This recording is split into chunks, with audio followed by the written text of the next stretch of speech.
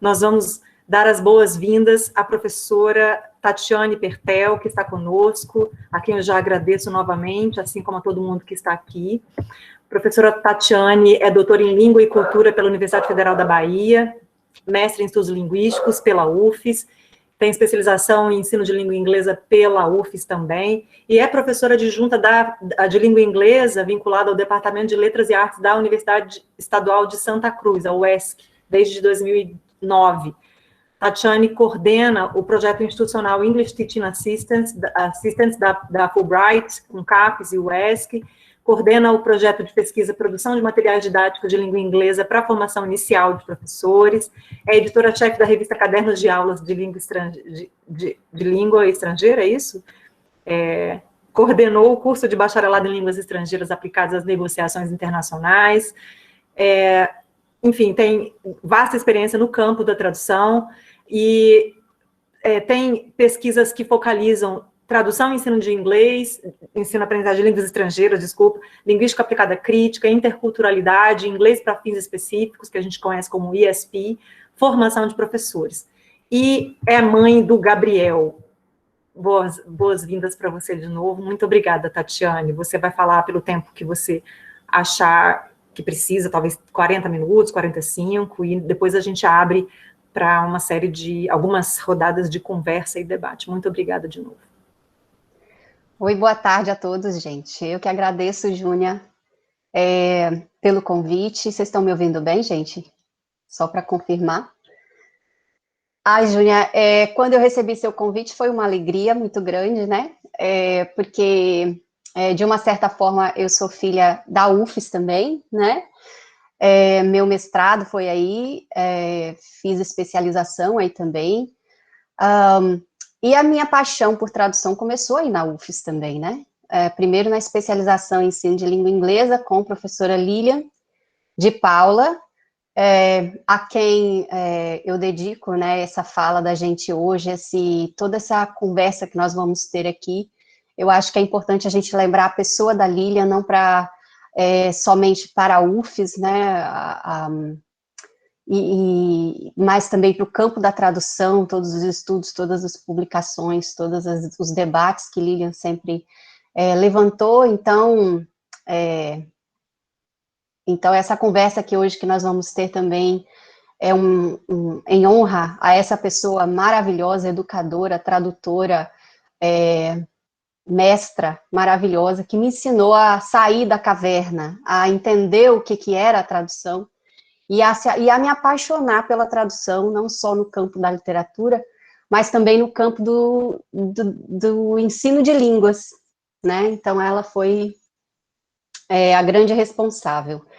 Então, eu quero agradecer, né, em primeiro lugar, dizer que eu venho acompanhando algumas das ações do Observatório de Tradução, dizer que eu admiro muito esse trabalho que vocês fazem, esse trabalho crítico, reflexivo, de trazer a tradução para um debate mais político.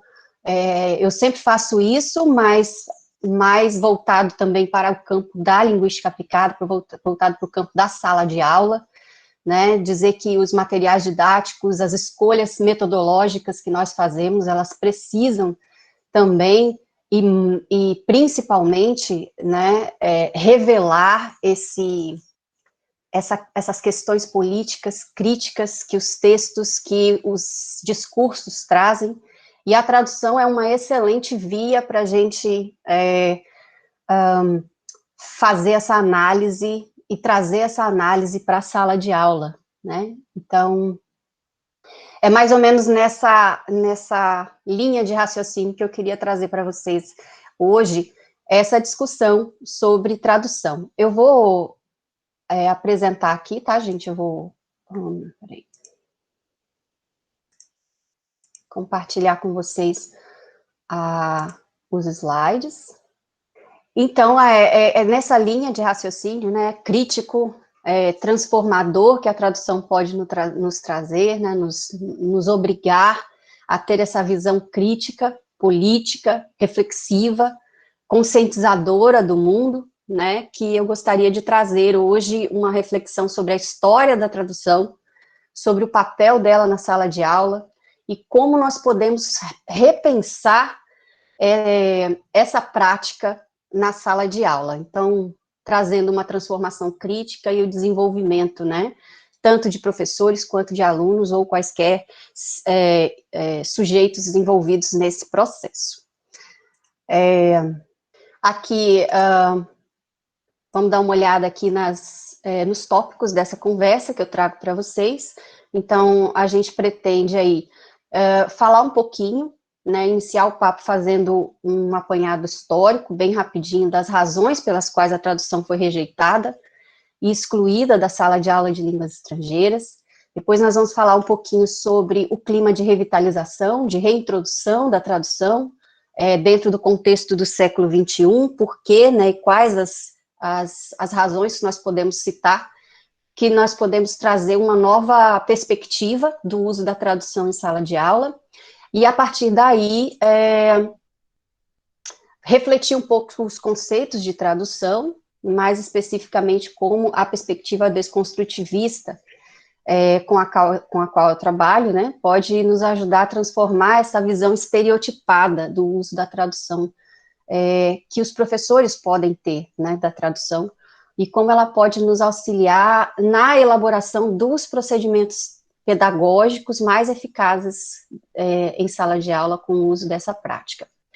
E, por fim, nós vamos ver se ainda dá tempo de eu conseguir compartilhar com vocês algumas ideias práticas para vocês engrossarem o caldo aí dessas atividades que vocês têm pensado e desenvolvido para tradução e a sala de aula de línguas estrangeiras. Queria saber se eu consigo compartilhar com vocês algumas ideias. Bem, as perguntas vão ficar para o final, né, Júnia? Ok. Bom, tudo começou com o movimento reformista, que surgiu no final do século XIX. Antes dele, a tradução, a gente sabe, ela era largamente utilizada na sala de aula de línguas estrangeiras, principalmente através do método clássico da gramática-tradução. Bom, esse movimento, ele era formado principalmente por estudiosos da área da fonética, né, principalmente.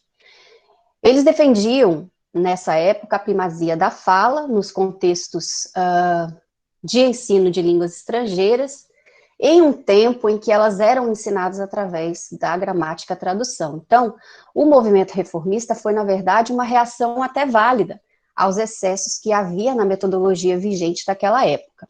Mas essa validade, né, desse movimento, ela pode ser até desconsiderada quando as ideias acadêmicas desses reformistas se uniram aos desenvolvimentos do setor comercial da época.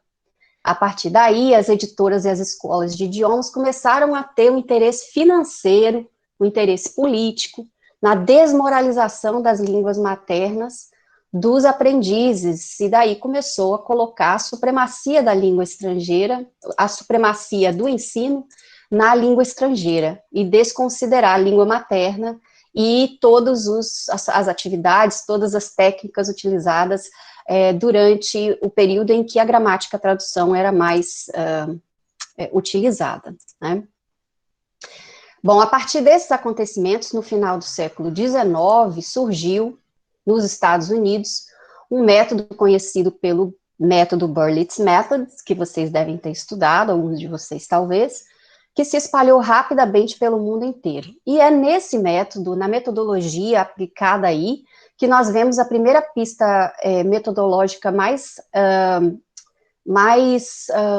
dura à rejeição da tradução, no método Berlitz. Bom, então, as ideias acadêmicas do movimento reformista se juntaram às práticas comerciais do método Berlitz, e essas duas foram as grandes responsáveis pela criação do método direto no início do século XX.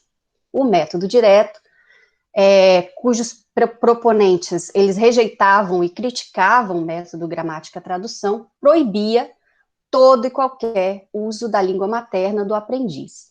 E a tradução, então, continuava excluída da sala de aula. Daí por diante, criou-se, então, um estigma por professores e alunos e por metodologistas, né, estudiosos da área, de que a tradução deveria ser excluída da sala de aula. Bem, o método gramática-tradução foi, então, considerado aí o grande vilão de toda essa história.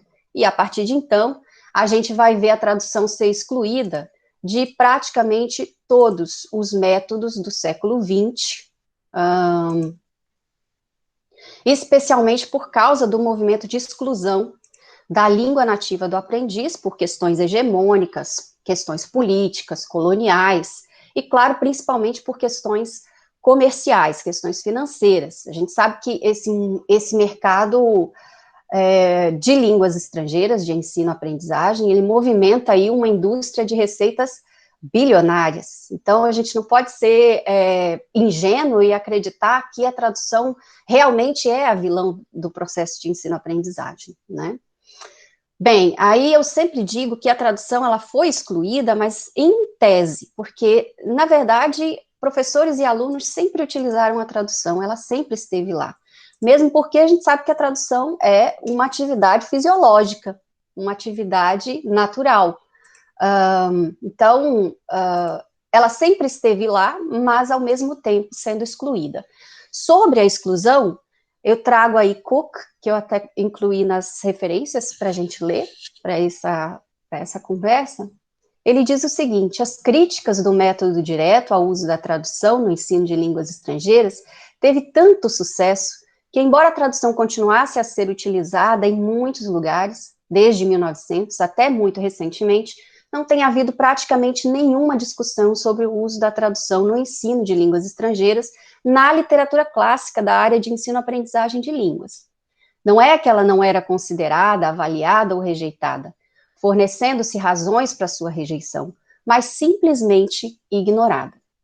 Então, no contexto de expansão do movimento monolíngue do ensino-aprendizagem de línguas estrangeiras, o uso da tradução e as discussões em torno dela foram se tornando irrelevantes para os professores, né? Principalmente por causa dessa exclusão realizada pelos estudiosos da linguística aplicada. Bom, seguindo esse movimento, a tradução foi, então, sistematicamente excluída, não somente da sala de aula, mas, como eu disse, também das publicações, das discussões, dos debates na área do ensino de línguas. Vocês podem ver os clássicos que nós estudamos em metodologia, mais importantes do século XX, nenhum deles vem trazer nenhum capítulo ou nenhuma discussão sobre o uso da tradução em sala de aula. Já no final do século passado, início desse século, nós vimos aí algumas vozes dissidentes surgirem, né, debatendo, explicitando algumas vantagens do uso da tradução no ensino-aprendizagem de línguas estrangeiras, como, por exemplo, Atkinson, Cook, Widdowson fala alguma coisa sobre isso, Stern, entre outros autores. E já no século XXI, a gente vê aí um clima de revitalização, diversas áreas, renascer, né, mostrar essa possibilidade de repensar, e um clima de favorecimento da reintrodução da tradução no ensino-aprendizagem. Algumas dessas áreas que a gente pode citar é a acadêmica, né, em que nós podemos perceber aí uma mudança de perspectiva no estudo das línguas, na visão das fronteiras linguístico-culturais, no fortalecimento da linguística aplicada e nos estudos interculturais e decoloniais. Todas essas áreas, todas essas revoluções acontecendo nos ajudam a desconstruir preconceitos e estereótipos sobre língua, sobre cultura, sobre ensino, aprendizagem, sobre tradução e também sobre outros conceitos que nós precisamos, né, sempre repensar. Um outro aspecto, né, de revitalização, clima, né, é político, marcado pelas revoluções intelectuais do século XXI, que são combinadas às rápidas mudanças, não somente nas práticas linguístico-culturais, mas, sobretudo, no equilíbrio dos poderes dos usuários das línguas estrangeiras, na consideração da diversidade, na valorização das diferenças, no fortalecimento das tecnologias de comunicação linguística, e também uma consolidação nas discussões políticas da natureza das identidades, como englobando questões políticas, culturais, ideológicas e idiosincráticas. E é possível também a gente perceber, e principalmente, um clima pedagógico com o surgimento de uma visão diferenciada de ensino de língua e cultura, de novas formas de construir e gerenciar as metodologias de ensino, de mais sensibilidade às necessidades características dos nossos alunos, como, por exemplo, através do método, da pedagogia pós-método, né, de discussões pós-coloniais, acerca dos processos de ensinar e aprender línguas estrangeiras, de reflexões acerca das consequências político-identitárias envolvidas nesses processos, da valorização da diversidade intelectual e também da busca da autonomia do aluno. Todos esses aspectos nos ajudam a repensar o lugar da tradução no ensino. Mas quando eu digo um retorno da tradução à sala de aula, eu estou pensando num retorno consciente, um retorno reflexivo, né? Um retorno planejado da tradução à sala de aula. Quer dizer, uma forma de repensarmos a utilização da tradução, mas não de forma desorientada e desprovida de planejamento, como se tem visto acontecer na área de ensino de línguas. A gente viu que os professores utilizavam, e até hoje utilizam a tradução, de forma que ela não é pensada, ela não é considerada através de uma organização, de um planejamento metodológico. Talvez por causa das exclusões, da exclusão da tradução na maior parte das discussões e publicações da área. Então, o que restou para os professores foi utilizar a tradução de forma natural, né, como suporte para a compreensão metalinguística, ou pedagógica, e também como atividade de desenvolvimento somente linguístico e gramatical, talvez por isso. E aí eu trago uma fala de Lilian, em que ela diz: para uma grande legião de professores, a tradução é prática para ser rigorosamente evitada, ou da qual se abusa para avaliar, punir, ou simplesmente fazer que aconteça uma aula com o professor passando um texto de nenhuma relevância, solicitando uma tradução, e sem mais ou menos discussão, despedindo-se até a próxima aula, quando a tradução nem sequer será retomada. Quando ocorre uma avaliação de produto final, o processo apenas raramente será considerado. E isso faz com que a tradução ela pareça monótona, ela pareça uma atividade chata, sem pontos positivos, sem vantagens, essa utilização sem um pensamento, uma reflexão metodológica para ela, planejada, consciente, que eu chamo de consciente, né? Então, o que eu quero dizer é que, na verdade, cabe a nós, professores, decidirmos acerca da forma como nós pensamos a tradução, dos conceitos que nós trazemos, né, de tradução, e também para decidirmos os objetivos de aprendizagem que nós queremos atingir através do uso da tradução. E aqui nós podemos refletir o papel da tradução nesse contexto, ou seja, como compreendemos a tradução quando ela é utilizada de diversas formas, e aqui eu apresento algumas delas. Como prática educativa, que se confunde com o próprio processo de transformação do ser, no contexto de aprendizagem de línguas, como uma atividade comunicativa, discursiva, diretiva dos processos de ensinar e aprender línguas estrangeiras, mas principalmente como um procedimento pedagógico que pode ser aplicado de muitas formas, onde se busca o desenvolvimento de competências, habilidades, conhecimentos, reflexão crítica, conscientização, mas, claro, a depender de como essas atividades são desenvolvidas, planejadas, né, pensadas. Para todas essas perspectivas que eu estou citando aqui, há estudos, publicações, há pesquisas já realizadas que fornecem bastante, né, informações, resultados interessantes que a gente pode estudar e verificar.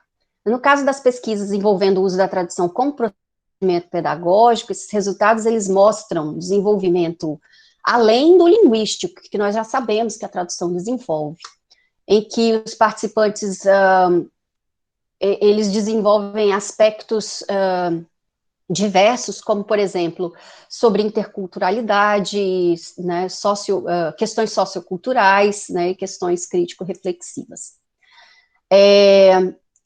Só que esses resultados, eles dependem também da nossa postura como professores e alunos, né, dos nossos conceitos de tradução. Assim como o resultado de qualquer outro procedimento que nós utilizamos, dependem desses conceitos que nós temos, os conceitos que nós temos enraigados do que é língua, do que é cultura, do que é o ensino-aprendizagem em si, do que é uma metodologia, tudo isso depende dos nossos conceitos. E por que não refletirmos sobre o que é tradução para nós e como ela pode ser utilizada no processo de ensino-aprendizagem? Então, o que eu quero dizer é que nós temos que iniciar uma revolução, principalmente pelo conceito que nós temos de tradução, desconstruindo os aspectos logocêntricos que nós temos de tradução, como transporte de significados, transporte de signos, ou como uma imitação do texto-fonte, né? E o que eu quero dizer com desconstruir o pensamento, a reflexão, a visão logocêntrica de tradução? O que é o logocentrismo? Vamos dar uma olhada, né? O logocentrismo é responsável pela visão da tradução como processo de cópia, de imitação de um texto supostamente superior, detentor da origem do significado. A tradução é a prática da decodificação, segundo essa perspectiva, que leva a uma leitura adequada, revelando e protegendo, assim, o significado correto, que pode receber diversas denominações segundo a tradição logocêntrica. Quais são algumas das palavras-chave que vêm nesse pensamento? Tradução como imitação, como essência, né, buscar a essência do texto, ou buscar a ideia do texto, encontrar a ideia do autor, a intenção do autor do texto original, ou ainda a mensagem que está ali presa ao texto original, dentre outros tantos termos que são logocêntricos e que nós precisamos desconstruir esses conceitos, porque essa é a porta de entrada para repensarmos a tradução na sala de aula. Porque esses conceitos, eles não são logocêntricos somente para o pensamento sobre tradução, mas para a educação como um todo, né? Para a educação como um contexto de transporte ou de transporte de conhecimento, como se os nossos alunos fossem receptores de conhecimento.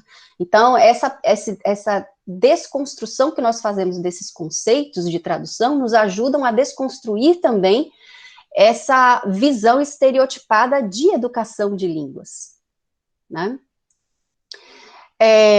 Por isso que eu considero, e na pesquisa de doutorado eu trago isso, a perspectiva desconstrutivista como uma grande responsável, uma grande aliada nesse pensamento da reintrodução da tradução na sala de aula, né, do processo de ensino-aprendizagem de línguas, exatamente pelo fato de que essa é uma perspectiva que nos ajuda a refletir esses conceitos que nós temos, do que é língua, do que é cultura, do que é educação, do que é ensino de língua, ou do que é autoria, né? Quem é o autor, quem é o tradutor, qual é o papel do tradutor, o que é interpretação, o que é originalidade. Então, tudo isso a gente repensa. Então, a desconstrução nos ajuda nisso, né?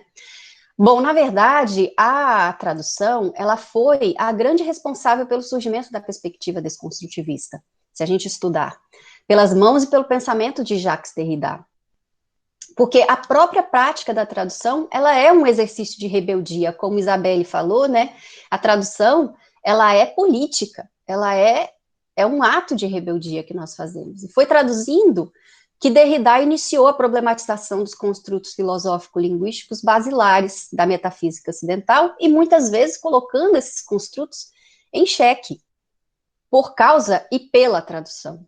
Então, nós vamos ver aí, rapidinho, algumas das características dessa perspectiva desconstrutivista, para a gente poder entender por que eu utilizo essa perspectiva para a gente repensar a reintrodução da tradução. Então, segundo a perspectiva desconstrutivista, não há significado central presente no texto-fonte. O significado é construído no processo complexo de interpretação que conta a cada instante com um conjunto diferente de peças responsáveis por recriar o significado. Essas peças, elas podem ser o contexto histórico, podem ser as idiosincrasias do tradutor, ou do aluno tradutor em sala de aula, nós podemos dizer assim, com seu conhecimento prévio, seu estado emocional. Podemos pensar também na pressão exercida pelas editoras, né, no tradutor, ou na prática da tradução. Restrições de diversas naturezas que se movimentam no contexto histórico. Então, essas peças são responsáveis pela interpretação ser fluida, e a cada segundo nós temos uma nova leitura, uma nova tradução. Então, no artigo da Lilian de Paula, que eu incluí como referência hoje para a gente, ela nos apresenta um excelente exemplo de como a tradução ela se faz assim, diversa, e nos mostra essa multifuncionalidade, multifacetada que a tradução tem. Ela nos lembra uma Bíblia poliglota, não sei se vocês lembram, de mais de 500 anos, que dispõe o mesmo texto em 6 línguas diferentes na mesma página. Ela nos remete a essa imagem do texto bíblico. Então, a Lilian vem nos trazer, assim, a mensagem divina, sendo ali mostrada de 6 formas diferentes, né, de 6 ângulos diferentes, 6 aspectos diferentes, com peças múltiplas, que movimentam a linguagem, que movimentam a cultura, que movimentam o processo de interpretação. Então, eu gosto muito desse exemplo que Lilian traz para a gente, né? Então, segundo ela, aquilo que se prende, aquilo que se pretende ser o mesmo conteúdo, a mesma mensagem divina, é revestido de 6 formas diferentes. E se procurarmos nas diferenças o cerne que aponta para as semelhanças, procuramos também na semelhança o diferente. Então, a possibilidade de existir aí um único sentido, uma única resposta correta, ela se dilui com a visualização que nós temos desse texto polilingue, né? Então, essa perspectiva, ela nos auxilia a modificar a nossa percepção tão enraizada da tradução como transporte, e nos ajuda a compreendê-la também como um processo dinâmico de transformação de significados, e é por isso que eu trago a borboleta como um símbolo da tradução. Ela é o mesmo ser, o mesmo composto, só que diferente, né? E que ganhou novos ares, que ganhou novas funções, que ganhou novos locais, que ganhou o mundo, na verdade. Essa transformação, ela ocorre porque a língua, nós sabemos, ela não é um sistema imutável, e ela não se dá fora da cultura, ela não se dá fora do ser, das nossas idiosincrasias. Então, é impossível nós trazermos essa perspectiva logocêntrica de tradução também para a nossa sala de aula. Então, a desconstrução, ela vem nos mostrar que a tradução, nessa perspectiva, ela é impossível.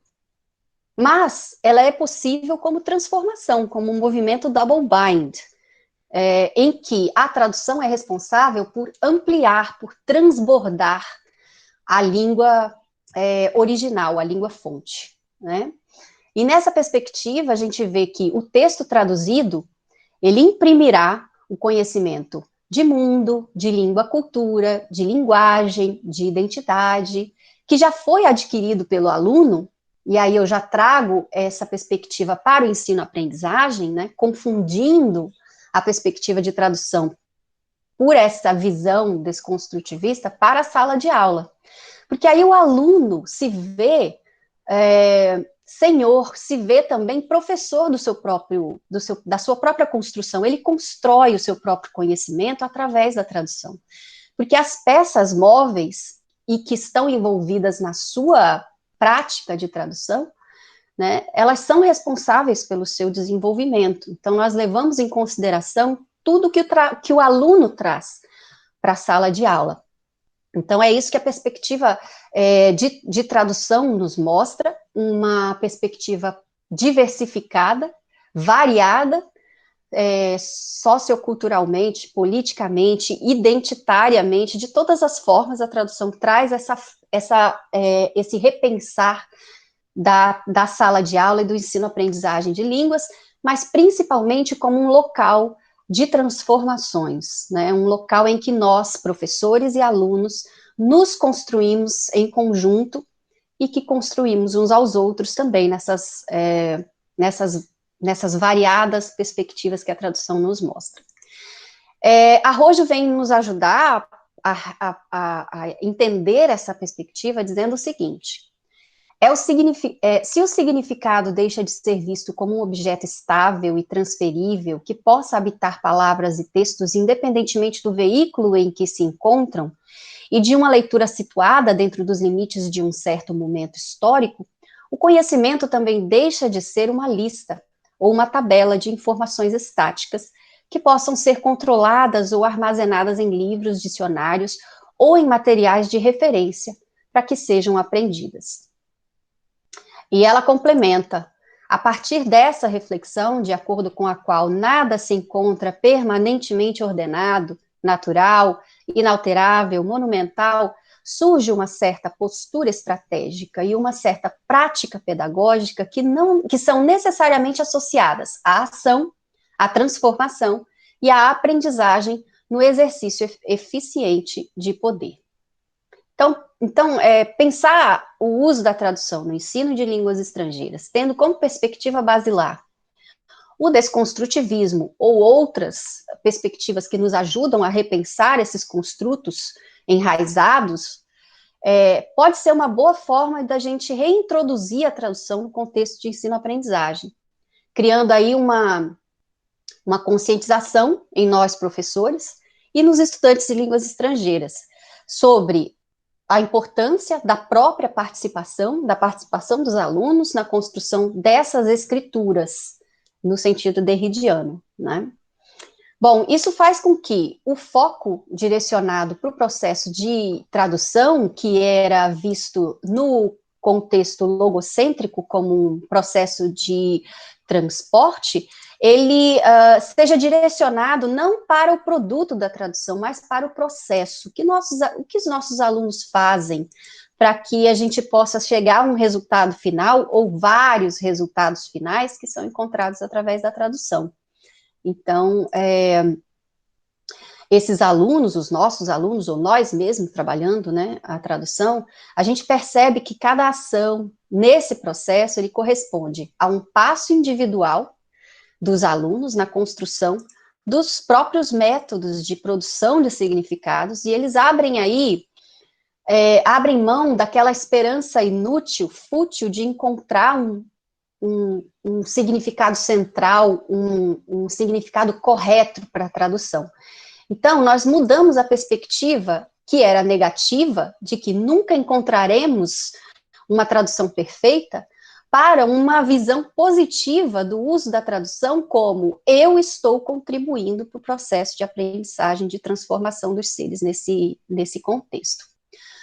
Bom, agora eu gostaria de compartilhar, ainda dá tempo, Júnior, de eu compartilhar algumas ideias aqui, porque, assim, é interessante a gente ver como que essa perspectiva pode funcionar na prática, né, pragmaticamente. Então, algumas das minhas ideias, e também que fazem parte até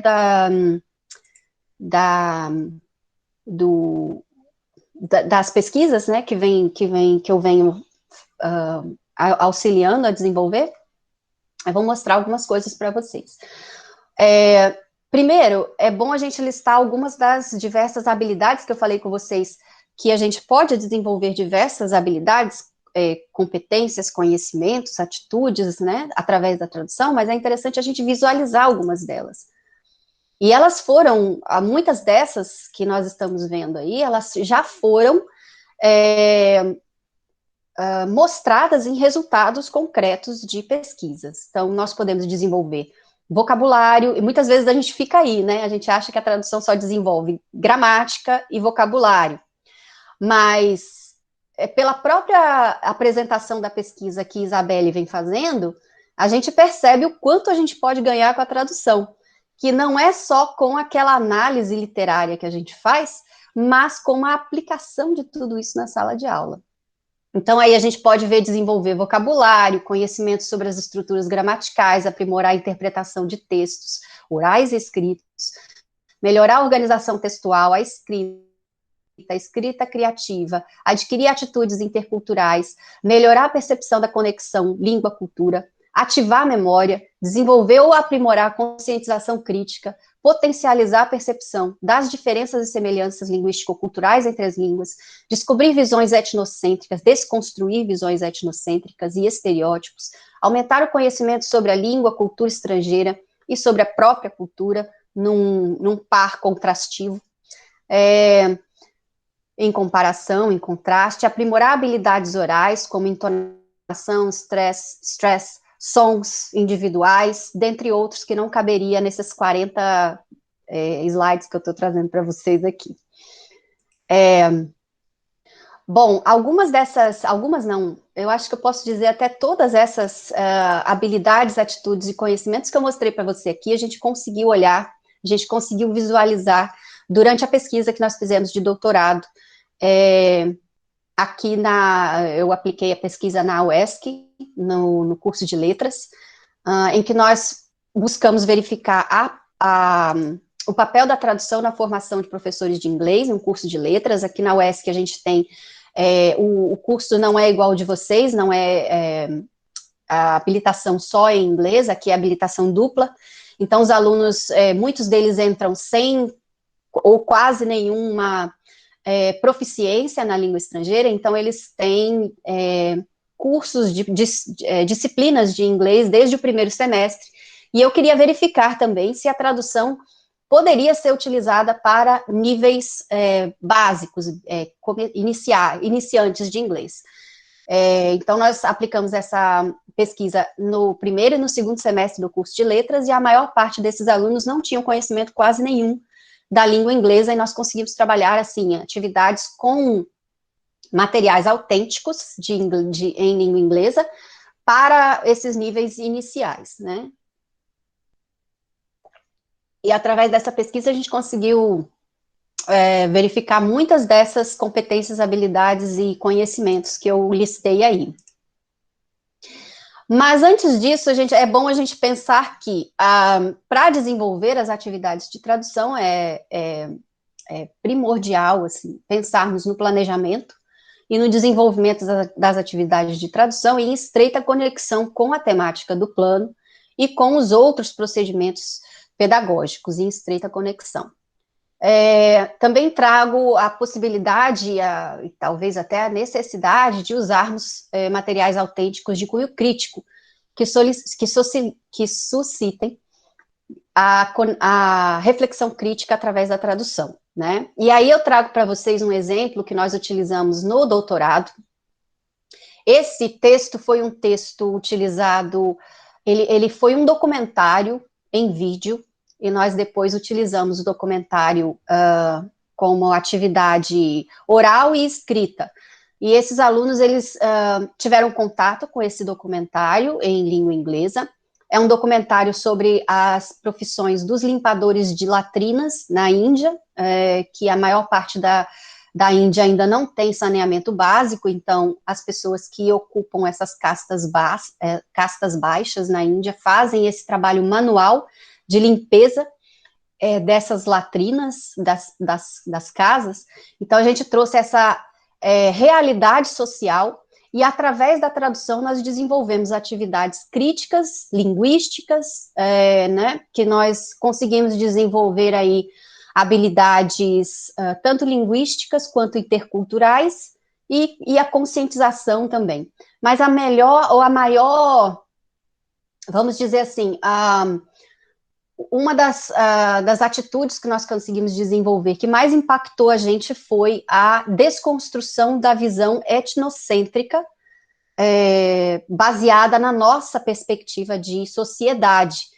Então, nós fizemos uma comparação vocês podem ver que tem algumas palavras aí que foram muito difíceis de serem traduzidas, porque nós não temos equivalentes delas na língua portuguesa, então eles tiveram que buscar criatividade, e depois nós desenvolvemos atividades que eles puderam trabalhar a comparação da realidade social de lá com a nossa realidade e o que nós podemos melhorar na nossa sociedade. Então, nós trouxemos aí uma discussão sobre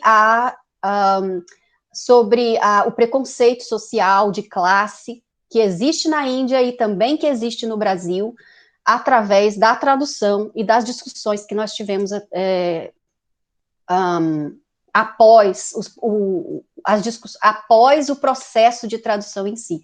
Então, é importante, e eu trago isso como, não é como guia, gente, tá? Isso não é um guia, uma prescrição, isso são só ideias, de que é importante a gente promover discussões após o processo de tradução, porque essas discussões é que fazem suscitar essas nuances, essas pequenas observações que nós fazemos, que só é possível quando nós analisamos o processo de tradução e não o produto de tradução. Aqui é só um exemplo da atividade que nós fizemos. Nós traduzimos algumas profissões no Brasil, que são específicas no Brasil, e que poderiam ser comparadas às castas baixas da Índia, ou que sofrem preconceito social no Brasil, sofrem preconceito no Brasil, e nós fizemos aí um trabalho de tradução. Eles tentaram descobrir quais são, vocês podem até tentar descobrir aí, é fácil, e nós trouxemos um pouco para o contexto aqui da Bahia, né, o que os alunos percebem nas cidades deles, né, então nós temos aí algumas possibilidades de reflexão sobre essas profissões no Brasil. E por fim, é importante, eu digo sempre, avaliar o plano realizado, porque muitas vezes, e isso não é só para tradução, né, isso é para toda a nossa pedagogia como um todo, avaliar o que deu certo, o que não deu, qual tipo de material que nós utilizamos que foi interessante ou que não foi adequado para tal nível e tudo mais. Então, isso é importante a gente fazer essa avaliação pós-desenvolvimento das atividades e pós-aplicação dessas atividades, o que nós poderíamos melhorar, o que pode, através dessa avaliação, a gente pode perceber o que pode ser feito que antes a gente pensou que não poderia, o que a gente achou que não seria possível fazer. Por exemplo, no início nós pensamos que os alunos teriam uma dificuldade muito grande com materiais autênticos, e isso foi completamente desconstruído logo no início das aulas, que nós percebemos que eles realmente se engajaram de cabeça nas atividades.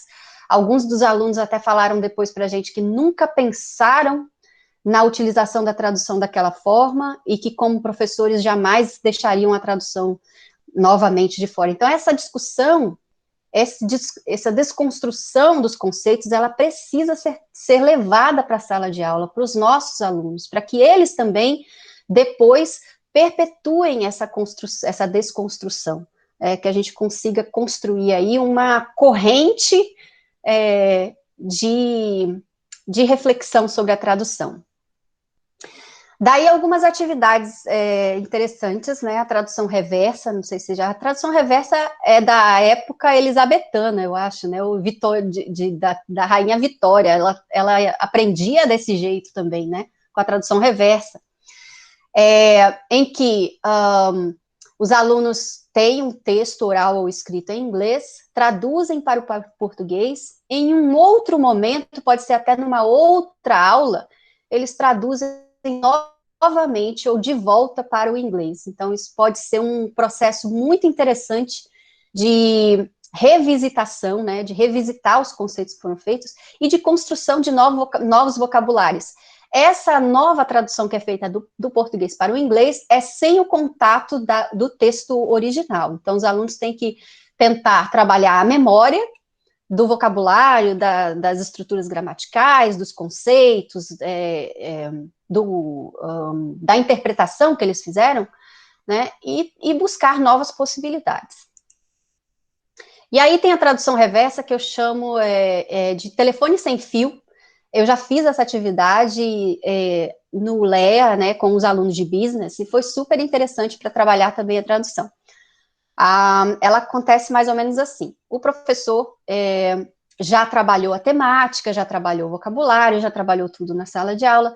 Então, ele vai colocar a sala em círculo e ele dá ao primeiro aluno uma frase em inglês. Esse aluno precisa sussurrar essa frase para o próximo, para o colega do lado. Só que ele traduz essa frase. E o próximo tem que traduzir essa frase. Então, na verdade, é um telefone sem fio com tradução. Então, alguns vão ter que ouvir em português e traduzir para o inglês, e outros ouvem em inglês e tem que traduzir para o português. É um caos, às vezes, e eles, às vezes, precisam reinventar vocabulário, recriar a frase, recriar o pensamento, e isso trazendo à memória tudo que foi já trabalhado em sala de aula, né? A tradução colaborativa, com grupos de 3 ou 4 alunos, cada grupo trabalha colaborativamente para traduzir uma parte do texto. Os grupos trocam os textos traduzidos para encontrar correspondentes no texto-fonte, e cada grupo depois escolhe um representante para, na ordem do texto, apresentar um resumo da parte traduzida em língua estrangeira, reconstruindo-se assim o texto traduzido. Uma outra possibilidade. Caos tradutório. Funciona assim. Você escolhe um texto escrito em língua estrangeira, você trabalha a leitura, a interpretação desse texto normalmente. Depois os alunos se revezam na leitura oral desse texto. Só que essa leitura acontece assim. O primeiro aluno inicia a leitura em voz alta. Quando o professor gritar chaos, o próximo aluno continua a leitura em voz alta imediatamente, só que agora traduzindo a sua parte para o português. Quando o professor gritar chaos de novo, o próximo aluno precisa continuar na língua do texto. E assim por diante. Então, a tradução vai acontecendo, os alunos vão buscando possibilidades de tradução, e eles nunca sabem quem é que vai pegar, né? Na verdade, eles já fazem esse cálculo, né? Quando você já está aplicando a atividade, eles já estão fazendo esse cálculo de quem é que vai ter que traduzir. O cotejo de traduções, como Lilian vem trazer para a gente no artigo dela, é importantíssimo e explicita, o cotejo das traduções explicita assim, aspectos importantíssimos da tradução. Então, acontece assim, escolhe um texto escrito pequeno, que já tenha sido traduzido para a língua estudada mais de uma vez, por tradutores diferentes. Pode ser textos literários, filmes, né, documentários, qualquer tipo de texto também tenha legendas. Solicitar aos alunos que comparem as traduções com texto-fonte e encontrem semelhanças e diferenças de escolhas tradutórias. Discutir as categorias das semelhanças e diferenças. Essas categorias são discutidas gramaticais, as escolhas que eles fazem, lexicais, culturais, de estilo, políticas. Nós fizemos essa discussão, essa análise contrastiva com os alunos, eu faço sempre, e a gente vê, assim, vários alunos compartilharem as suas ideias e discutirem quais são as melhores possibilidades, e depois a gente constrói esse conhecimento estrutural, lexical, a partir desse compartilhamento, que é importante fazer esse compartilhamento depois da análise do cotejo de traduções. E depois pode-se ampliar essa atividade para que os alunos traduzam o mesmo texto no final. Correção de traduções automáticas, não vou nem passar por elas, porque é importante. A gente sabe que, na verdade, a tradução automática evoluiu muito. Eu acho, Júnia, que há 5 ou 10 anos atrás a gente não tinha acho que há 5 anos atrás a gente não tinha essa capacidade que hoje nós temos de tradutores online, de tradutores excelentes que são utilizados. Mas muitas vezes há deslizes, há desconcordâncias, há questões que podem ser ali analisadas pelos nossos alunos também. A tradução ou a dublagem, depois vocês podem ver, esse aqui eu trago um twist, assim, né? Os alunos trabalham colaborativamente para traduzir uma cena de um filme. Depois de traduzir, os alunos podem utilizar o próprio celular para gravar a tradução ou a dublagem em tempo de cena. Para adolescentes, isso é maravilhoso.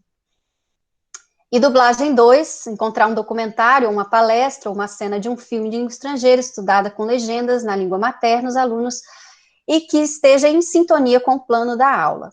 A gente retira o som desse vídeo, e os alunos precisam dublar os personagens em língua estrangeira, tendo como base somente as legendas, e também traduzindo para a língua estrangeira. Aqui eu trago uma possibilidade tecnológica, a gente traz aqui esse site em que os alunos podem criar podcasts, então a gente pode usar da nossa criatividade para que os alunos leiam artigos ou leiam notícias de jornal, e depois criem os seus próprios podcasts, ou eles podem utilizar esse outro site, Podomatic, eu não sei se alguém conhece, já ouviu falar.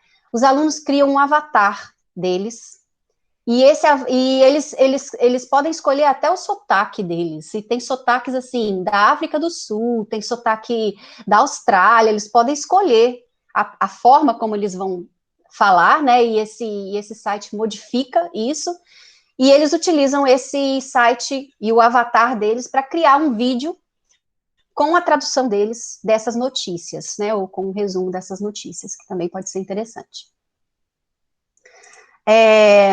E a tradução semiótica, essa aqui eu já fiz também, eu trabalhei aí biografias de artistas, pintores da Nigéria, de Angola, da Índia, locais, assim, e são artistas impressionantes, e que nós não temos essa visibilidade, trabalham temas críticos, reflexivos, e que impressionam com a arte deles. Então eu trouxe essa também possibilidade dos alunos trabalharem a tradução semiótica, em que eles escolhem a própria obra, estudam sobre ela, e depois apresentam para os alunos, para os colegas, uma tradução deles, semiótica dessa obra, explicando essa obra, que também é importante. Bom, eu acho que é isso. Eu trouxe para a gente fechar uma fala de Costa, Walter Carlos Costa, para a gente encerrar essa fala e a gente abrir para as nossas conversas. Devemos repensar a nossa política de ensino de línguas como um todo. O ainda persistente descrédito da tradução está ligado ao pressuposto de que o aluno irá aprender a língua estrangeira de dentro, e que o seu universo linguístico e cultural fica como entre parênteses durante esse processo. Uma concepção mais ampla, mais cultural e crítica pode colocar a tradução como um dos meios mais eficazes de se estar permanentemente atento às diferenças em relação à língua e à cultura estrangeira. Contrariamente ao que se supõe, esse procedimento pode ser muito mais eficaz porque revela de maneira mais clara as dificuldades e pode facilitar a sua superação. Aqui estão algumas das referências que nós utilizamos. E eu queria deixar aqui meu muito obrigada para todos vocês por escutar. Eu falo demais, eu não sei se eu falei muito. E aqui está, eu deixei meu e-mail, se vocês quiserem entrar em contato, algum dos vídeos, tá aí.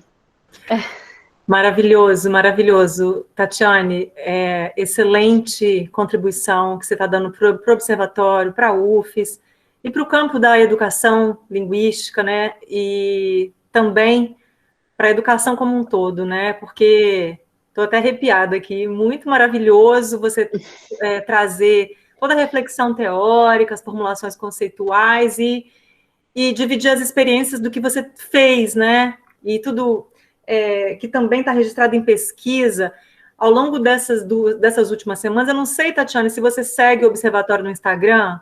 Eu sigo. Ah, tá. A gente fez uns stories, fez uns vídeos, em que eu mencionei, eu vou falar de um dos livros que, acho que, não sei se vai dar para ver direito, que Lilian de Paulo organizou em 2005, acho que foi desse livro que você trouxe uma citação, se eu não me engano, posso estar enganada. Já mencionei, esse livro está lá registrado no Instagram, comentários sobre essa obra importante de Lilian, que é uma coletânea de diversos artigos, né? E a gente tem aqui, por exemplo, a professora Fernanda Rotti, que atuou bastante tempo e continua atuando no IFES, né, mas ela atuou na UFES também, Diego Flores, Erlon Pascoal, Karen, a nossa professora Karen Curry. Minha orientadora de... mestrado? Não, da especialização, você acredita? Olha só, Estela Maris. De inteligências múltiplas. Ah, então você trabalhou com esse tema, né? Fantástico. Enfim, Santinho Ferreira de Souza, que trabalha com português para estrangeiros e também tinha um interesse em trabalhar a tradução quando ensina português para estrangeiros. É um texto maravilhoso, esse texto. E eu queria, sobretudo, enfatizar, eu não tenho uma versão impressa, é a minha versão Kindle, que está aqui, então vocês não vão conseguir ver, mas eu vou compartilhar a imagem eu vou pedir a Tatiane para deixar de compartilhar, para eu compartilhar. A gente já está contando com as suas sugestões, já pedimos ali para ampliar a nossa lista do Observatório de Atividades. Bom, esse livro que eu estou querendo dividir aqui, deixa eu achar, eu sempre me enrolo aqui na hora, né, mas eu vou achar porque eu já fiz. Está aqui, ó. É o livro da Tatiane, publicado em 2020 pela editora Dialética, Tradução, Ensino e Formação de Professores de Línguas Estrangeiras. Eu passei por esse livro com as disciplinas que eu estou trabalhando agora na graduação, nessas últimas semanas. Gostaria de fazer 2 observações sobre esse trabalho da Tatiane e te parabenizar, viu, Tati? Maravilhoso poder ter essa publicação. Vou deixar ele aí sendo compartilhado. A gente falou sobre diversas partes do seu livro, estou tentando achar aqui, só um minutinho, que eu já encontro. Os conceitos e as perspectivas teóricas, a história da tradução, né, foi muito importante para a gente. Também falar sobre a desconstrução, o que Derrida propõe, né, Tatiane falou bastante hoje sobre o logocentrismo, né? No meu trabalho de doutorado, falando de outro tema, eu também trabalhei muito com essa ideia da metafísica da presença a si, que vai trazer uma expectativa de uma essência e de ter que cravar uma tradução perfeita, supostamente, que transfira o sentido que supostamente o texto original conteria de forma determinante e definitiva, né? Então, vários eixos aqui do seu trabalho foram muito importantes para a nossa disciplina agora em tradução, e eu quero deixar recomendado o livro da Tatiane para que vocês conheçam, que a gente divulgue esse trabalho tão importante. Bom, eu adoro falar desse assunto, vocês já me conhecem, que quando eu começo eu não paro. Eu traduzo e comparo tradução, mesmo quando eu não estou trabalhando nem orientando, quando eu estou na minha cama lendo, eu estou lendo um livro. Eu estou, neste momento, lendo William Faulkner, o Absalão, romance, do escritor americano. Estou lendo em português, estou lendo a tradução. Então, assim, só para dar um exemplo, né, de uma prática que me captura, né, porque ela é intensa, ela me constitui de diversas formas, me constitui a nós todos, mas agora, de modo mais... Eu estou lendo Absalão do Faulkner e estou toda hora querendo checar o original. Eu quis ler em português, mas eu quero saber como é que está no original. Já passei por bastante experiência dessa natureza e, enfim, eu não vou me prolongar e vou abrir aqui para as pessoas colocarem suas questões. E te agradeço imensamente, e muito maravilhoso poder ouvir o nome de Lilian, as referências de Lilian, as citações, que ela tem sempre estado presente na minha vida como tradutora, como pesquisadora de tradução e professora. Bom, quem quer fazer pergunta? Eu posso fazer um comentário. Não é muito uma pergunta, mas é um comentário que eu sempre faço quando tem uma oportunidade assim sobre o uso de tradução, a sua tradução no ensino, porque assim, eu acho que eu dou aula há pouco tempo, não há muito tempo, mas eu sinto muito essa vontade e um pouco de necessidade também de usar às vezes. Eu me identifiquei muito com textos que a gente teve que ler para o encontro hoje.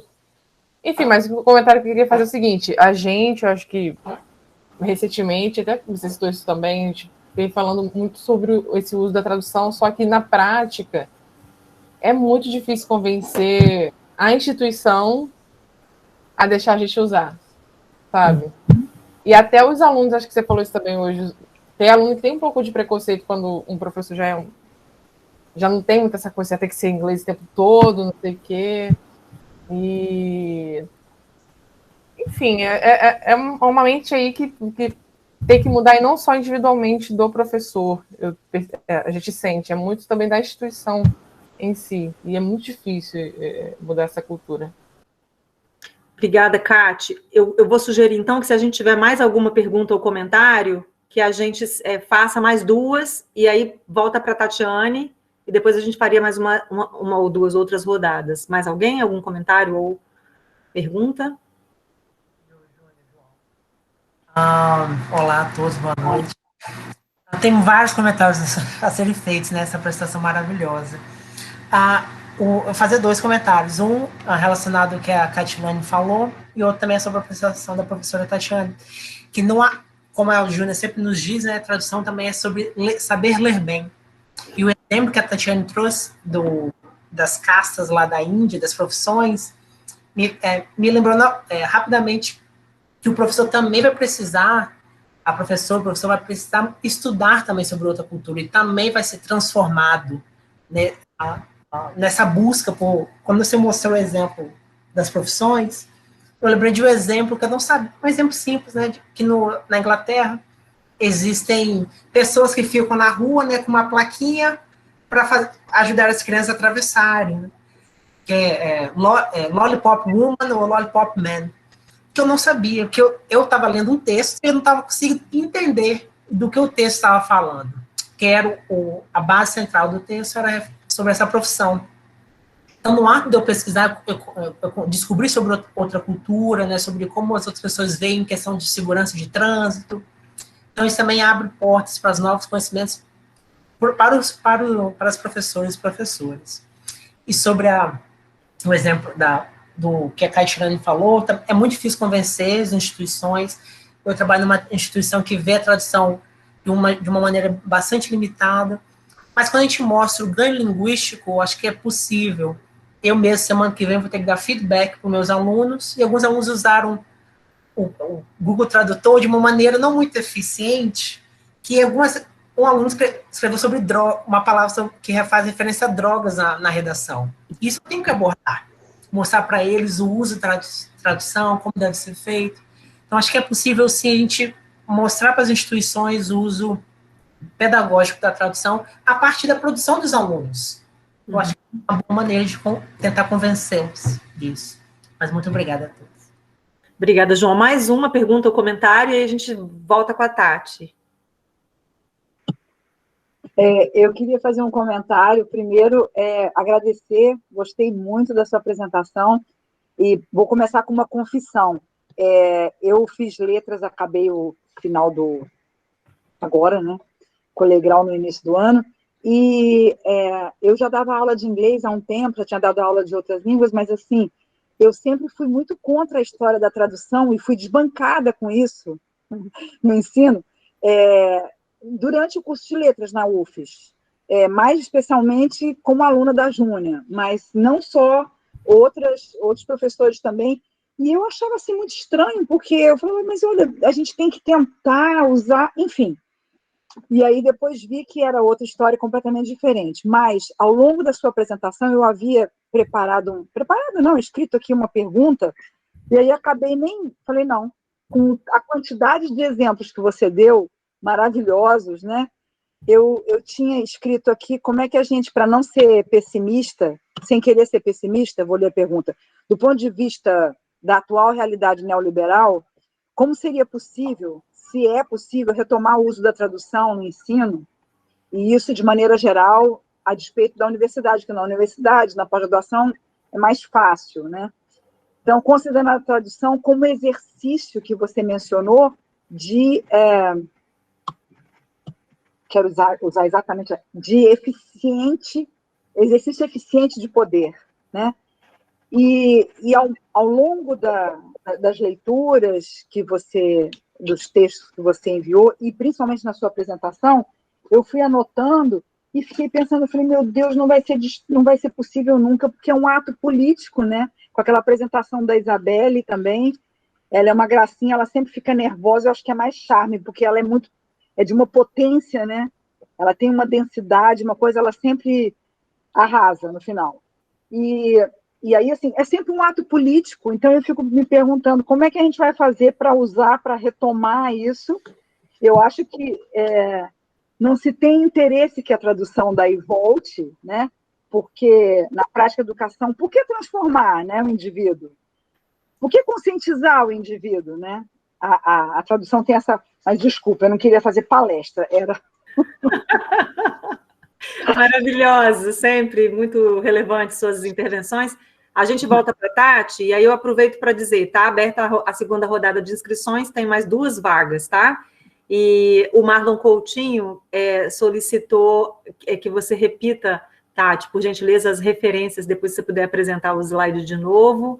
E alguém também, que eu não me lembro quem, já solicitou material. Eu vou fazer essa mediação com a Tatiane para ela ter um trabalho só. Ela manda para mim, aí eu distribuo, aviso lá no nosso Instagram. É bom que faz com que vocês sigam nossa página, eu disponibilizo, tá? O link do Drive, no link da bio. Vamos lá, Tati. Bom, deixa eu tentar sintetizar um pouco, né, das respostas. Kate, não foi, Kate, que você perguntou sobre a dificuldade que nós temos da conscientização sobre a tradução e essa barreira que nós temos da instituição como um todo, né? Realmente é um trabalho de formiguinha, sabe? Que a gente faz. E eu acho que a melhor forma da gente mostrar isso é na prática, é a gente desenvolver atividades inovadoras, críticas, e que saiam dessa perspectiva de entender a tradução como um transporte de signos, como um transporte de material linguístico somente. Isso eu consegui fazer porque, assim, quando eu iniciei a pesquisa, eu pensei na possibilidade de utilizar isso na sala de aula de ensino regular. Mas depois eu pensei que uma desconstrução como essa, a gente tem que começar na universidade. A gente tem que começar conosco, com os nossos alunos, porque são eles que depois vão perpetuar essas visões estereotipadas, vão ser diretores de escolas, vão ser coordenadores de centros de idiomas, vão estar à frente disso. Então, começa conosco, começa com os nossos colegas, começa com a nossa postura como pesquisadores, começa com a nossa realidade de estudantes e estudiosos da universidade, para que a gente possa mudar essa realidade. Não vou dizer para vocês que é fácil, não. Não é fácil, exatamente também pelo fato da indústria da língua, essa indústria de desconstrução, essa indústria de material, né, essa indústria da língua nativa, da língua estrangeira. Então, nós temos que lutar contra gigantes, Mas a tradução, ela tem se mostrado realmente importante, interessante em todos esses aspectos.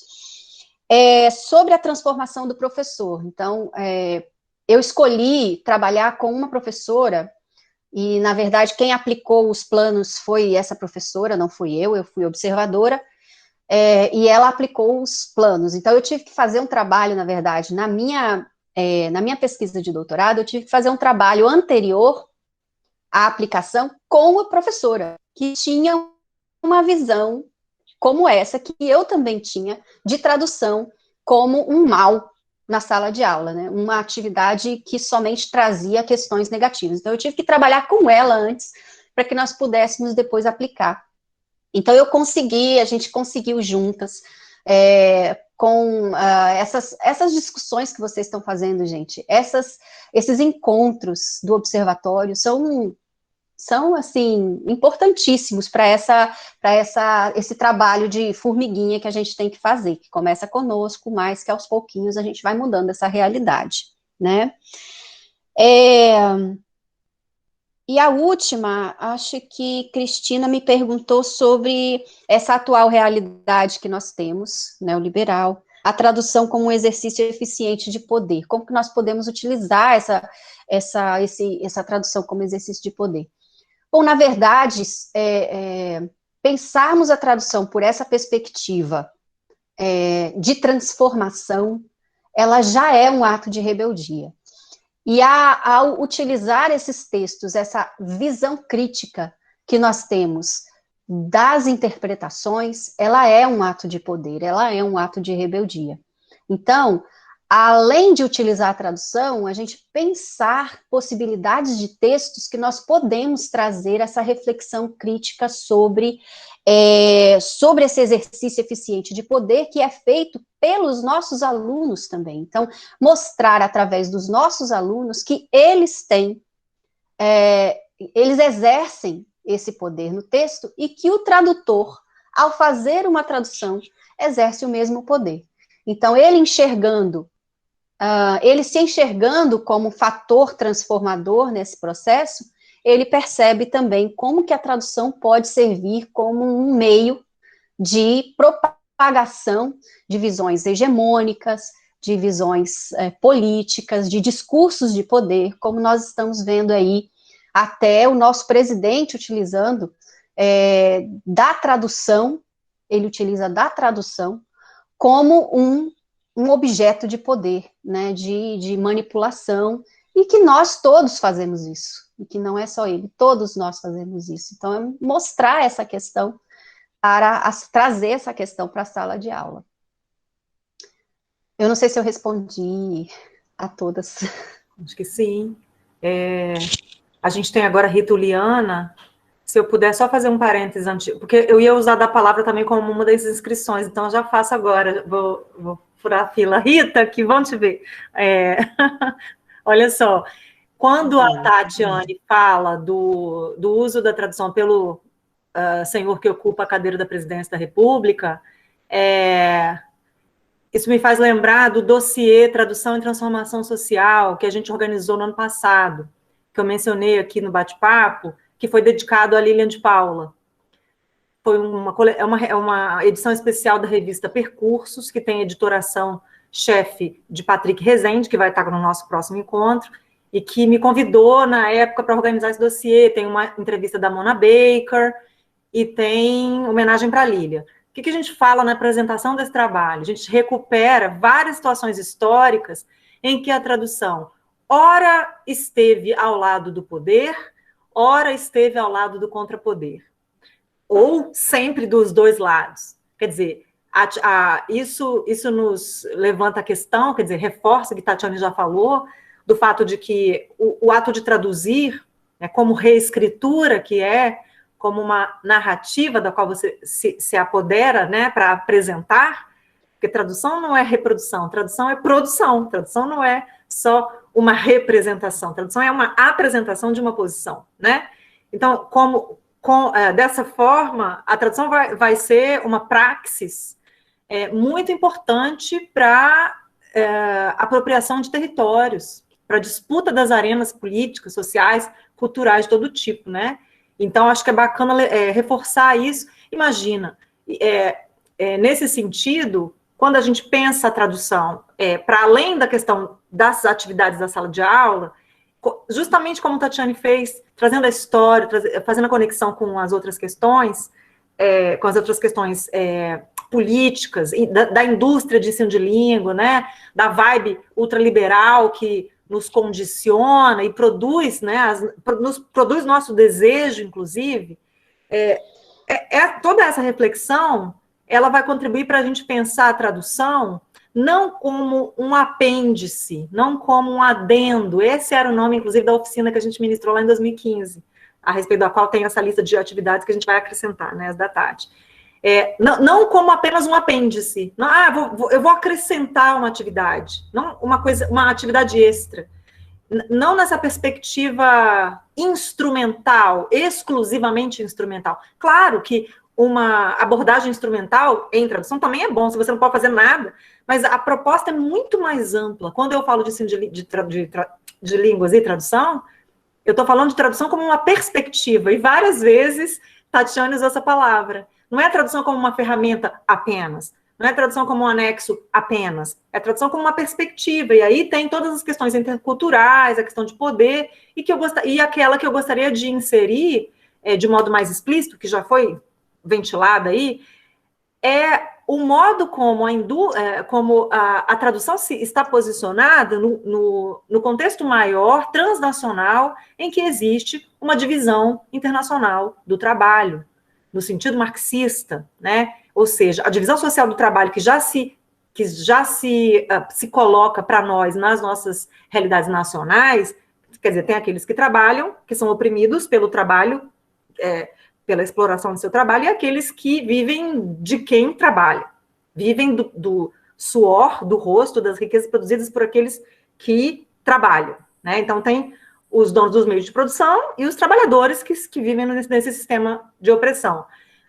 Transnacionalmente, a dinâmica se repete, só que a gente vai ter países que são da periferia do sistema, que são oprimidos, e os países hegemônicos, que ditam as regras, dentre os quais os Estados Unidos é hoje a mais excelente expressão, como Estado. Ninguém está falando aqui contra os americanos nem nada. Por que eu estou falando disso? Até anunciei isso nos nossos stories, né? Porque não tem como a gente pensar a preponderância da abordagem English only, por exemplo, a preponderância não, o fato dela ser hegemônica, o fato dela tratorar todas as outras abordagens, como essa que a gente está querendo, como trabalho de formiguinha, fomentar, não tem como a gente pensar essa dinâmica, esses tensionamentos, sem considerar o fato de que há países que oprimem e há países que são oprimidos, de que há culturas que querem hegemonizar e homogeneizar, ou seja, uma abordagem em tradução vai ser sempre uma pedra no sapato. Por quê? Porque ela vai sublinhar a diferença, ela vai sublinhar as possíveis brechas, as perfurações que a gente sempre pode fazer nesse sistema, né? E por último, e eu não falo mais, depois eu só falo para agradecer, não sei se alguém mais se inscreveu, quando a gente fala de tradução e ensino de línguas, a gente não está falando que vamos usar o português como língua de instrução. Certo, Tati? Exatamente. As pessoas nos acusam disso o tempo todo. Nós estamos propondo essa ampliação de nossa compreensão do fenômeno linguístico como um fenômeno eminentemente político, via tradução, a nossa adoção também de atividades, né, que não se restringe a natureza instrumental, mas também inclui, e não como um jeito de dar aula em português. Quer dizer, eu vou dar aula em inglês, agora eu não vou ficar apavorada quando o meu aluno não souber a palavra, eu vou ficar fazendo macaquices, tripulias e desenho que eu não sei nem fazer no quadro, com medo de traduzir. Traduz, gente. E aí eu falava isso com a minha turma essa semana, acho que Saulo está aí, outros alunos, né, da minha turma. Quando você dá aula para adulto, que você vai e fala a palavra em português, depois de tentar parafrasear, explicar a palavra, a alegria no semblante da criatura, sabe? Aquela... gente, tanta coisa para fazer, vão ficar fingindo que é proibido falar, fecha a sua porta da sala de aula e dá sua aula, adota a sua abordagem. Enfim, falei demais. Rita ou Liana, não, eu empolgo, né? Você já me conhece? É Rita que está inscrita e tem mais gente? Enquanto eu vou lendo, Rita, you have the floor. Ok, thank you. Great to see. Eu tenho um interesse em saber, eu falo tanto para a Júnia quanto para a palestrante, se tem algum material que eu procurei e não localizei sobre o ensino da língua inglesa no cárcere, porque eu tenho atuado e eu achei muito pouco o número, coisas assim, muito específicas, mas em 2019 eu atuei durante um ano, a gente trabalhou eu trabalhei com pedaços do discurso do I Have a Dream, na perspectiva de trabalhar o futuro, né, do Will, tal, mas eu gostaria de saber se tem algum material com essa perspectiva. Essa é a minha questão. O meu comentário é que no início de 2020, no ensino médio regular, que eu trabalho na rede estadual em Aracruz, eu propus atividades, começando a aula sempre com 5 minutos de uma dupla, falando sobre um texto que eles tivessem lido. Então, eu indiquei sites australianos, da África do Sul, tal, para falar de várias realidades. E um dos poucos, né, que foram apresentados, porque a aula foi suspensa em seguida, tinha o termo sobre a bandeira do sul dos Estados Unidos, né? Então, o movimento supremacista e tal. E aí foi interessante porque a gente conseguiu introduzir o movimento supremacista porque eles traduziram, mas não entenderam, né?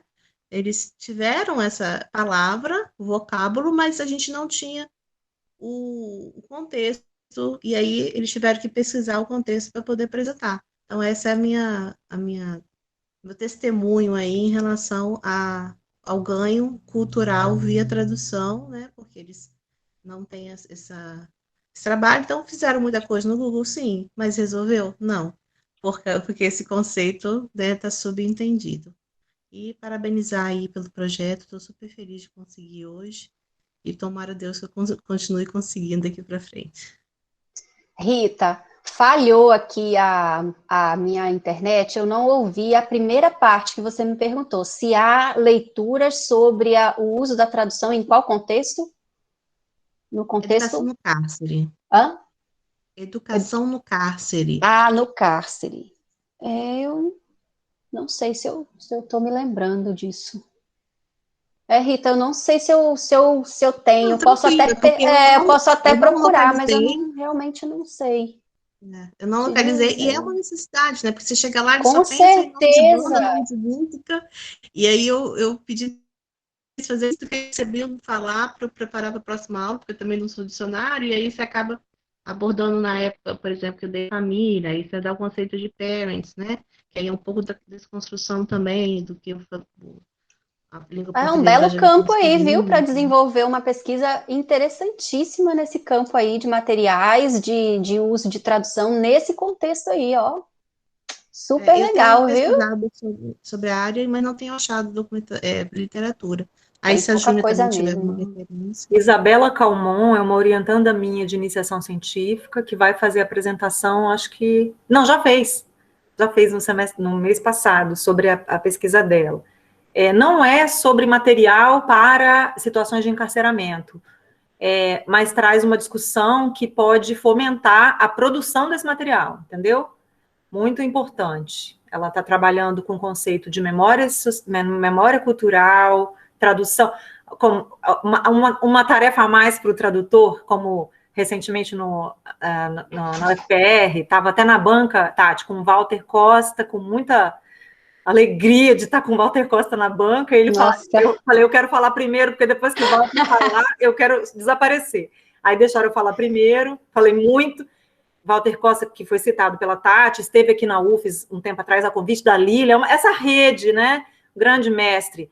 E o Walter falava sobre o trabalho da Prila, que a gente estava na banca, e tem a ver com isso, que eu estou falando, Rita, sobre o trabalho da Isabela, que eu também mencionei, né, com a ligação, que a Isabela começa a pensar no tradutor como um memorialista, que é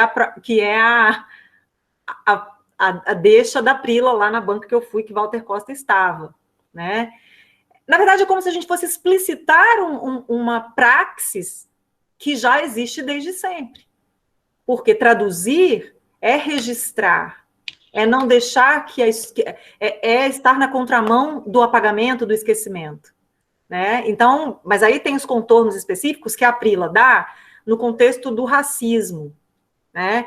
E aí não tem como você falar de encarceramento sem tocar nesse assunto, né? E Prila começa a pesquisa dela em Binghamton, olha só a rede, Binghamton, onde Arrojo está hoje, está aposentando já lá, da Universidade Estadual de Nova York, lá no norte de Nova York, e onde Geddes Rose desenvolveu o conceito de leitura estereoscópica, de que Tati falou, sobre o cotejo, para você né, fazer do qual você depreende as regras gramaticais. Quer dizer, voltando, né, vou digredindo aqui muitas coisas.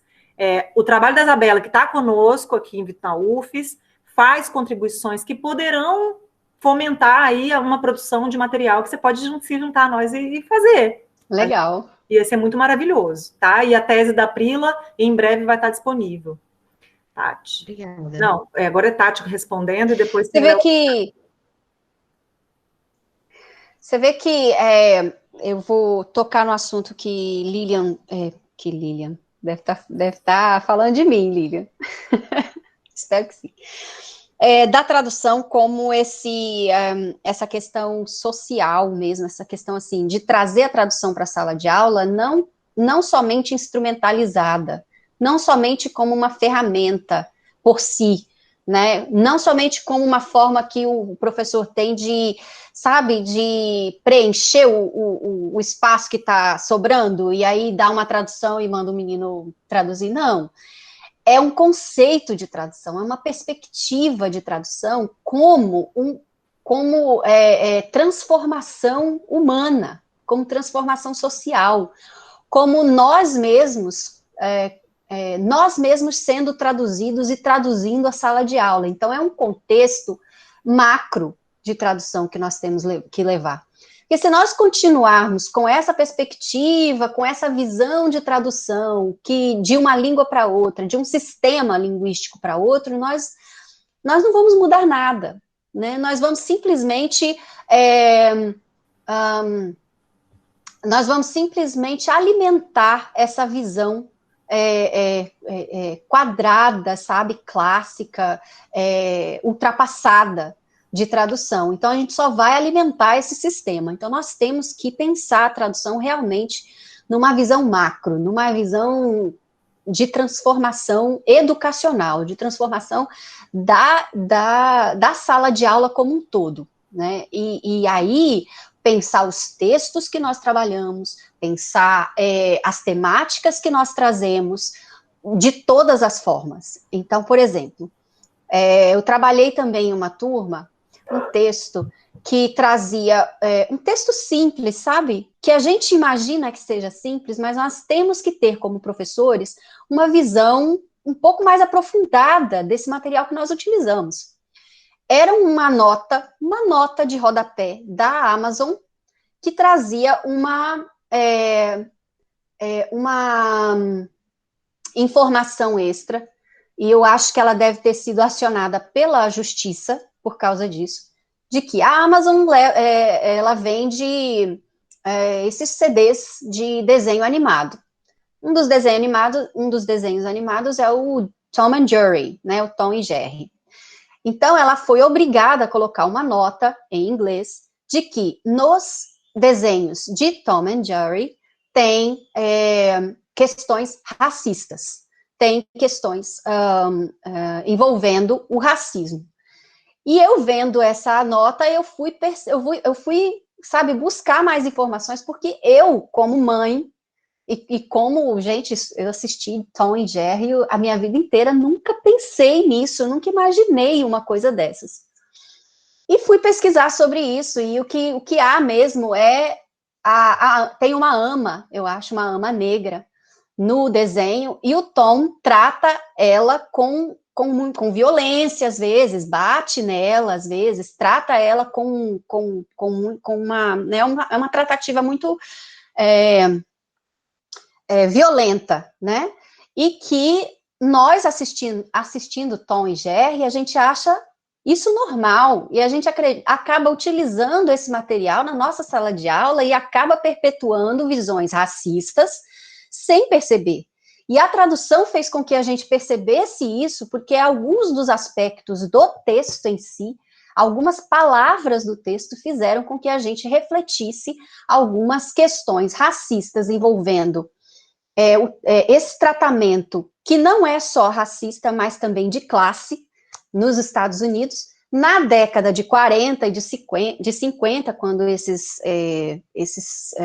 desenhos foram desenvolvidos, Na época era ruim, hoje continua sendo ruim, e a gente consegue, pela tradução, pela questão do cotejamento, sabe, de cotejar, dessa visão estereoscópica, né, das traduções que os próprios alunos fizeram, das opções que eles tinham para traduzir algumas das palavras-chave que tinham nesse pequeno texto, que nos fizeram refletir as realidades nos Estados Unidos e no Brasil.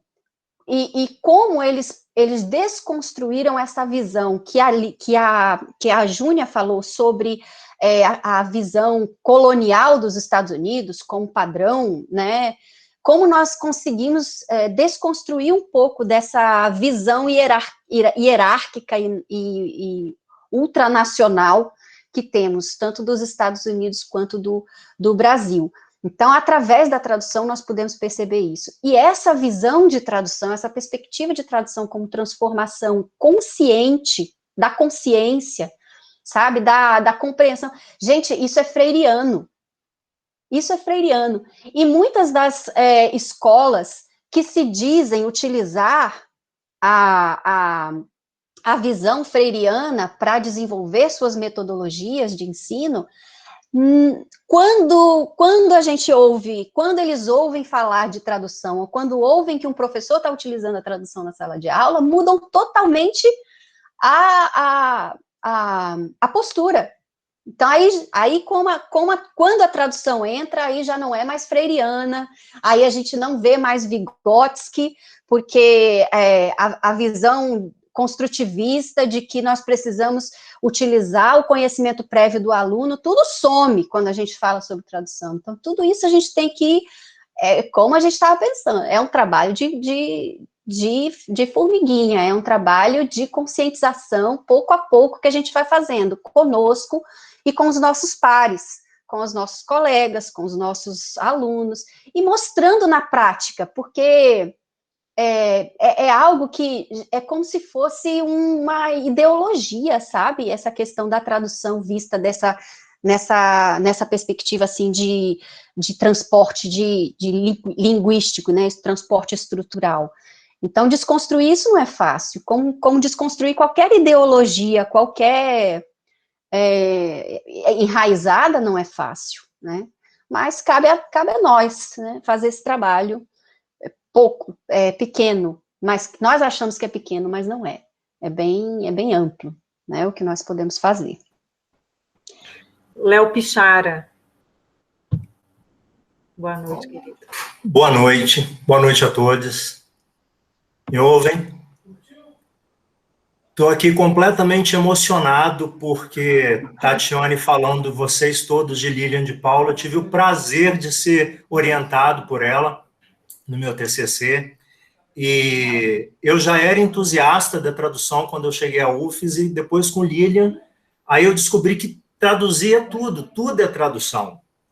E aí ela pediu que eu lesse Alison Cook Satter, Educação é Tradução, Tradução é Educação, e é uma leitura que eu indico muito, e quero falar para a Tatiane e também para a Júnia, né, indicar essa leitura aqui, a gente está junto nesse livro, eu também estou. É verdade. Você também está? E é muito pragmático, chama-se Tradução sobre a Quinta Habilidade na Língua, no Outro e na Arte. Organizado por Patrick, Pedro, né? E João, Então, assim, os artigos são fantásticos, e só ratificar o que Júnia falou, que as pessoas todas falaram, esse outro livro que eu acabei de ler, do John Milton, da USP, Um País se Faz com Tradutores e Traduções. Ele trata da obra do Monteiro Lobato.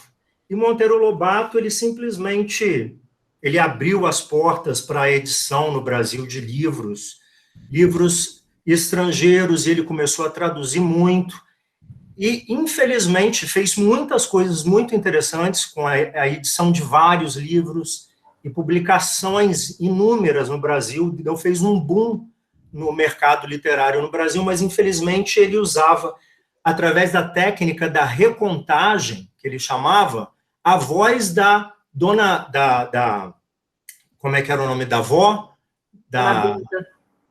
Benta, né?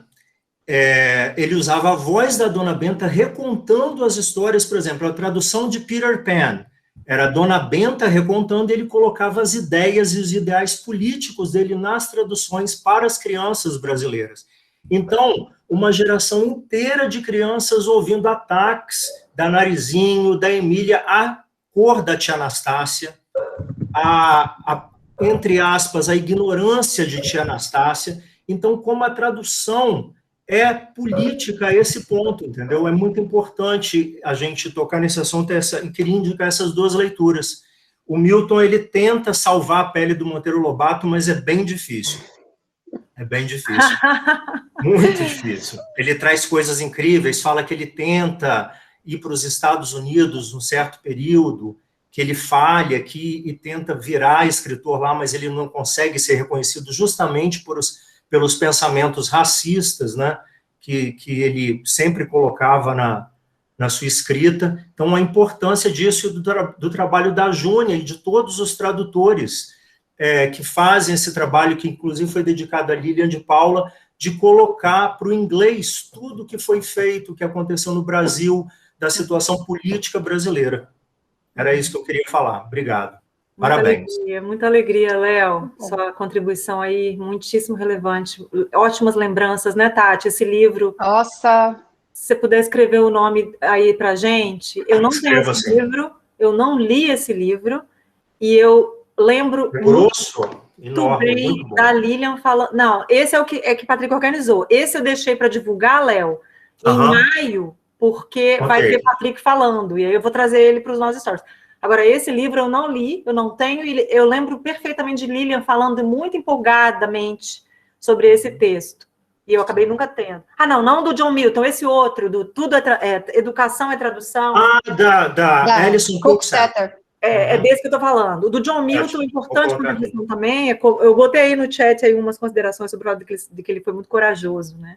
Sim. Acho que tem um artigo da Cooksetter também que resume é um livro, que resume o livro. Eu acho que eu tenho um artigo, se eu tiver eu mando para vocês também. Eu quero esse da Cooksetter. Esse artigo que você mandou do Guy Cook, A Thing of the Future, sim, que eu compartilhei com quem pediu e com os grupos do Observatório, é muito importante. A gente não tem acesso a esse artigo com facilidade, tem que pagar. E aí a gente estou aqui no Google, na reunião do Google, falando que eu estou fazendo pirataria. Um dia, se alguém me abordar na porta de casa, eu nego tudo. Mas eu paguei e passei para vocês.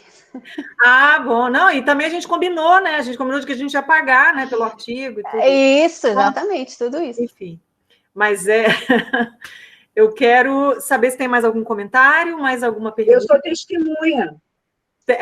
Pronto. Estamos há 2 horas aqui que passaram para mim, pelo menos, muito rapidamente.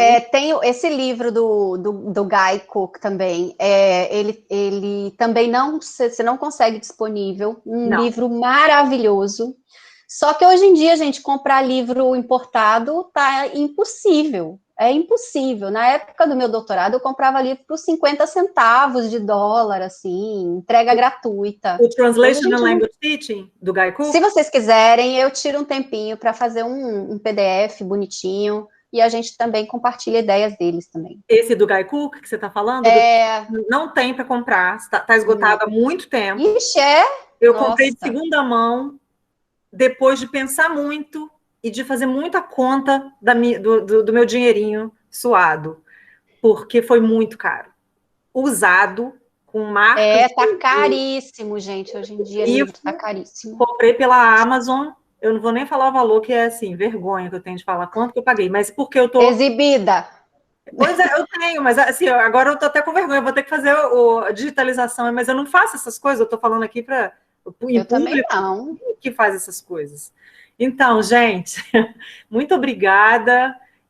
Eu vou bem fazer um print aqui para quem quiser aparecer na tela. Quem quiser e puder dar um sorriso, eu arrumo o cabelo. Aqui, eu tenho uma declaração aqui, uma confissão. Eu nunca tinha lido o Cook.